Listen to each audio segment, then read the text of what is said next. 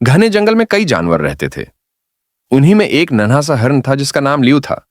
वो छोटा जरूर था मगर बहुत बहादुर था।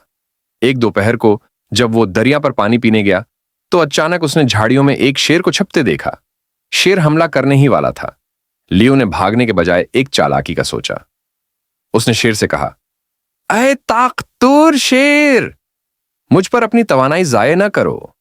जरा पानी में मेरा अक्स देखो, वो मुझसे भी बड़ा है। शेर ने लालच में आकर पानी में झांका। उसने अक्स देखा और समझा कि वाकई कोई बड़ा जानवर अंदर मौजूद है। वो उसे पकड़ने के लिए दरिया में कूद गया, मगर दरिया गहरा था और पानी का बहाव तेज। शेर मुश्किल में फंस गया और लियो फौरन जंगल की तरफ भाग निकला। उस दिन के बाद लियो जंगल के सब जानवरों का हीरो बन गया। सब ने यह सबक सीखा कि हिम्मत और अक्ल ताकत से ज्यादा कारआमद हैं।